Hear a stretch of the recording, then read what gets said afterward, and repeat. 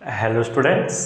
तो last class में हम लोगों ने slope of A line complete पढ़ लिया था और हम लोगों ने लास्ट टॉपिक पे condition for parallelism and perpendicularity भी देख लिया था और दो क्वेश्चन भी किए हुए थे स्लोप पे। बिल्कुल बेसिक क्वेश्चन थे वो दोनों। मैं यही उम्मीद करता हूँ आप लोगों को समझ में आया होगा। जिनको लेक्चर में जो भी डाउट होता है, जहाँ भी डाउट होता है, कुछ भी डाउट होता है, आप लोग कमेंट बॉक्स में मेंशन कर सकते हैं या फिर आप लोग मेल कर सकते हैं। चलिए, बाकी आज की क्लास में हम लोग क्वेश्चन प्रैक्टिस करेंगे। मैंने लास्ट क्लास में आपको बताया था, जो भी हम लोगों ने लास्ट क्लास में पढ़ा था पैरेलल और परपेंडिकुलर का केस, वही हम लोग देखेंगे। तो आज आपसे क्या बोला क्वेश्चन में, एग्जांपल नंबर 3 में, दो तक हम लोग कल कर लिए थे। तो example number 3, so that the line joining 2, -3 and -5, 1 is parallel to the line joining this and this. हम लोग को क्या शो करना है, इन दो पॉइंट्स को ज्वाइन करके हम जो लाइन बनाएंगे, इन दो पॉइंट्स को, अगर आप लोग प्रैक्टिकल फिल लीजिए, एक पॉइंट मान लीजिए आपका 2, -3, मैं इसे रफ डायग्राम बना रहा हूँ। एक पॉइंट आपका -5, 1 है। मैं फिर से बता दे रहा हूँ, मैं रफ डायग्राम बना रहा हूँ, नहीं तो आप लोग सोचेंगे 2 और -5 कैसे एक में आ जा रहा है, x1 और x2। सॉरी, ये y1 आपका -3 है, y2 आपका 1 है। मैं रफ डायग्राम बना रहा हूँ, फिर से बता रहा हूँ। ये आपका 2, -3 है और एक पॉइंट आपका ये -5, 1 है। और दूसरा आपको क्या दे रखा है, 7, -1 और 0, 3। 7, -1 और 0, 3। तो आपको क्या शो करना है, ये दोनों लाइन्स पैरेलल हैं। ये दोनों लाइन आपके पैरेलल कब होंगे, जब आपका M1 = M2 होगा। पैरेलल का कंडीशन हम लोगों ने यही देखा था, जब आपका M1 = M2 होगा तभी आपका लाइन पैरेलल होगा। चलिए, हम लोग इस लाइन का स्लोप बोल देते हैं M1 और इसका हम लोग बोल देते हैं M2। तो M1 हम लोग कैसे निकालेंगे, M1 = y2 - y1, मैं लिख दे रहा हूँ y2 - y1 upon x2 - x1। चलिए, y2 कितना है 1, माइनस y1 कितना है -3 अपॉन x2 कितना है -5 माइनस x1 कितना है 2। तो इसको सॉल्व करने पे कितना मिल जाएगा, माइनस माइनस प्लस 3 हो जाएगा ऊपर, तो 4 अपॉन -5 - 2 कितना होगा -7। M2 निकालते हैं हम लोग, M2 भी ऐसे ही निकालेंगे, y2 - y1 upon x2 - x1। चलिए, y2 कितना है आपका 3 माइनस y1 कितना है -1 अपॉन x2 कितना है 0 माइनस x1 कितना है 7।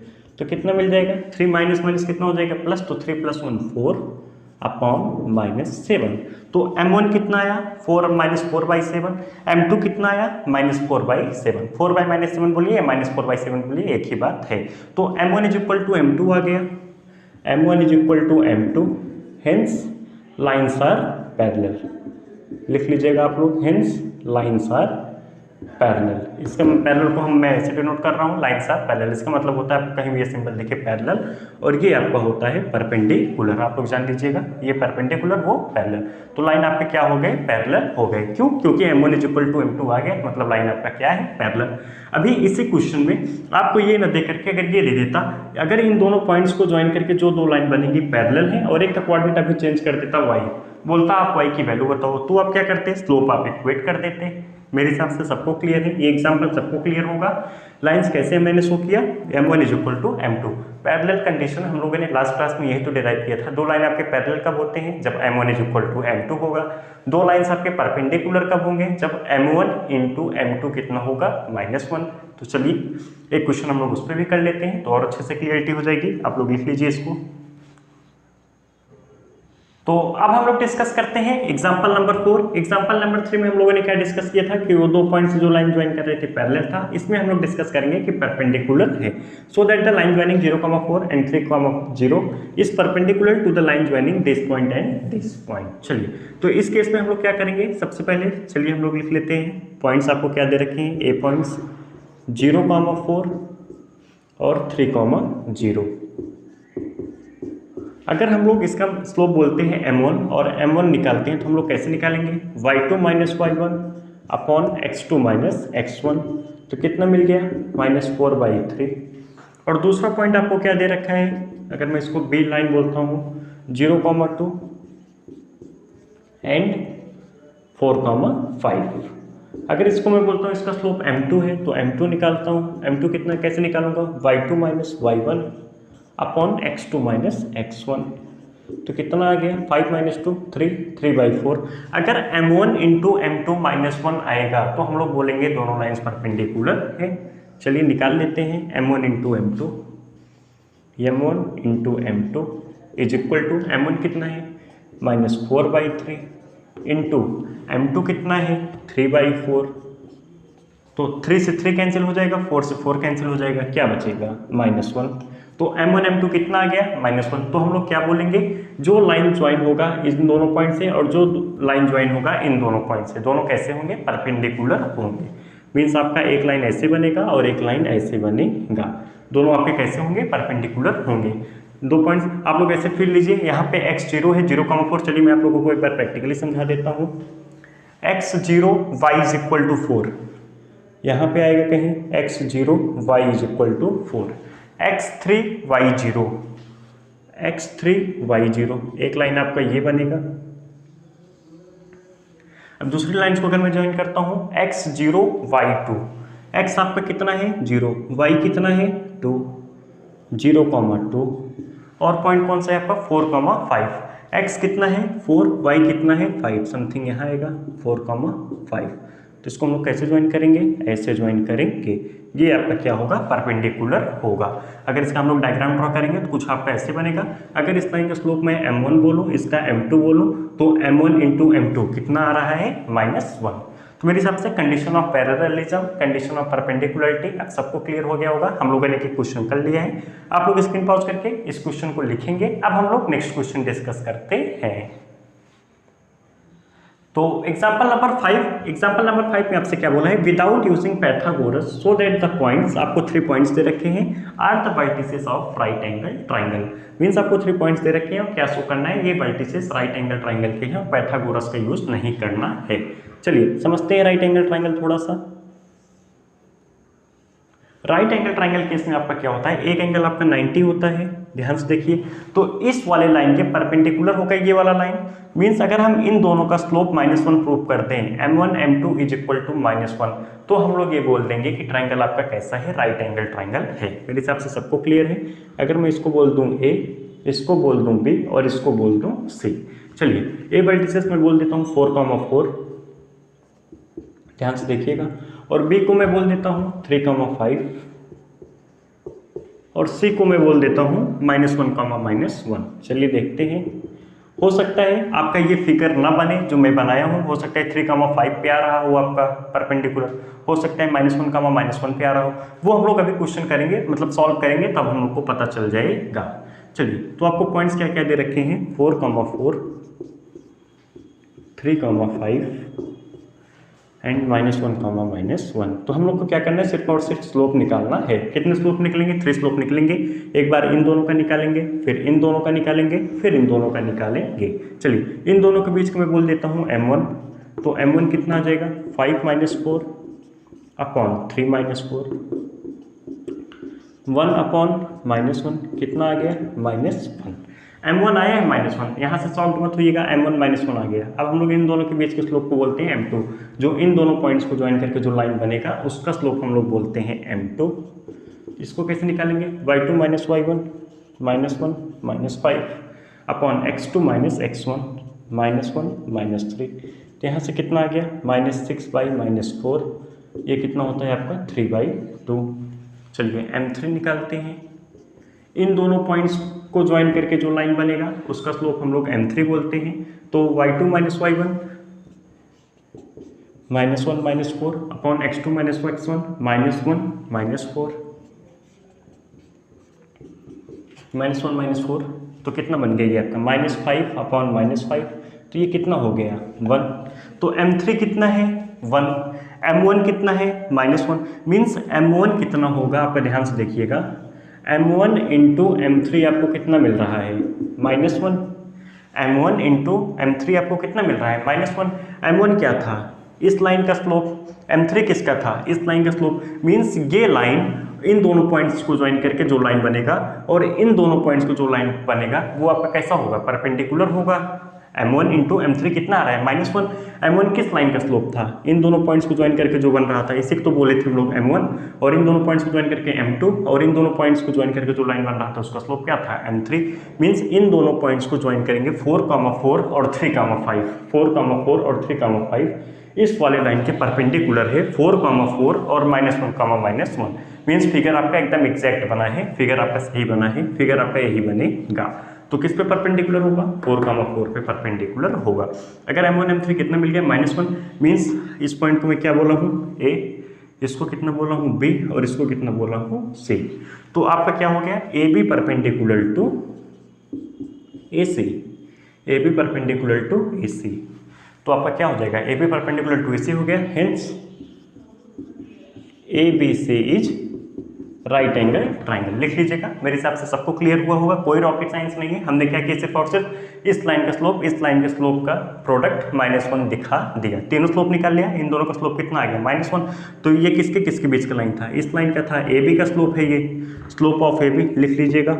ये किसका स्लोप है? BC का। ये किसका स्लोप है? CA का। AB BC CA। तो AB और CA का स्लोप कितना आ रहा है मल्टीप्लिकेशन करने? -1। तो AB परपेंडिकुलर टू AC होगा। AB परपेंडिकुलर टू AC बोलिए या AC परपेंडिकुलर टू AB बोलिए। ये था आपका एग्जांपल नंबर 5। मेरे हिसाब से सबको क्लियर हुआ होगा। अगर अभी आपको 4 वर्टिसेस दे देता और बोलता शो करो कि पैरेललोग्राम का वर्टिसेस है, सुन लीजिए कॉन्सेप्ट की क्लियरिटी है। आपको कितने भी क्वेश्चन बनाए जा सकते हैं, मैं कई बार बोलता हूँ। अगर अभी आपको 4 पॉइंट्स दे दे और बोले शो करो कि ये पॉइंट्स पैरेललोग्राम के हैं, तो आप लोग कैसे करते?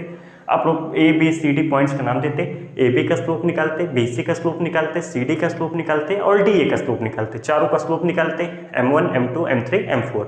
और उसमें से आपके दो स्लोप कैसे आते हैं? इक्वल आते हैं। पैरेलल शो करना है हमको। आपको हो सकता है M1 = M3 आता, M2 = 4 आता, या फिर M1 = M4, M2 = M3। आपको कोई भी पेयर वाइज इक्वल आते हैं, 2 पेयर बनते, स्लोप इक्वल होते, आप वैसे लाइन ड्रॉ कर लेते। आपके इस क्वेश्चन के हिसाब से आप लोग सॉल्व कीजिएगा और डाउट होगा तो पूछिएगा।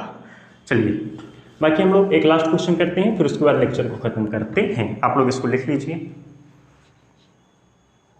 एक लास्ट एग्जाम्पल नंबर 6 हम लोग और डिस्कस करते हैं, फिर उसके बाद लेक्चर को खत्म करते हैं। चलिए एग्जाम्पल नंबर 6 में आपसे क्या बोला हुआ है? Prove that the line joining the mid points of the 2 sides of a triangle is parallel to the third side. Means class 10 में आप लोग ये थ्योरम प्रूव भी किए होंगे। अगर आप 2 साइड्स के मिड पॉइंट्स को ज्वाइन करते हैं तो वो थर्ड साइड के पैरेलल होता है। मान लीजिए ये आपका ट्राइंगल है, चलिए थोड़ा बड़ा बना लेते हैं फिगर। ये आपका वर्टिस है, मान लीजिए A, ये आपका है B, ये आपका है C। अगर इसके कोऑर्डिनेट्स को मैं बोलता हूँ x1, y1, और इसके कोऑर्डिनेट्स को मैं बोलता हूँ x2, y2, और इसके कोऑर्डिनेट्स को अगर मैं बोलता हूँ x3, y3। अगर मैं इस 2 साइड्स के मिड पॉइंट्स को ज्वाइन करता हूँ तो ये थर्ड साइड के पैरेलल होगा। क्लास 10 में आप लोगों ने ये थ्योरम प्रूव किया होगा। अगर मैं इसको P बोलता हूँ, इसको M बोल देता हूँ, तो PM पैरेलल टू BC हम लोग को ये प्रूव करना है। टू प्रूव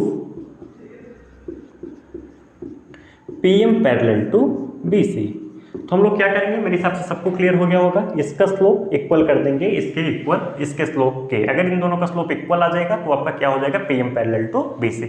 हम लोग वही करने वाले हैं। P का कोऑर्डिनेट बोल दीजिए आप लोग। अगर P मिड पॉइंट है AB का, P is mid point of AB, मैं लिख दे रहा हूँ P is mid point of AB,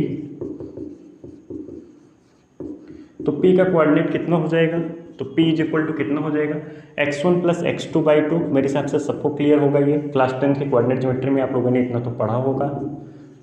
y1 + y2/2, 2 points के बीच का डिस्टेंस निकालना, मिड पॉइंट निकालना, रेशियो में डिवाइड करना, ये आप लोगों ने क्लास 10 के कोऑर्डिनेट ज्योमेट्री में इतना पढ़ा होगा।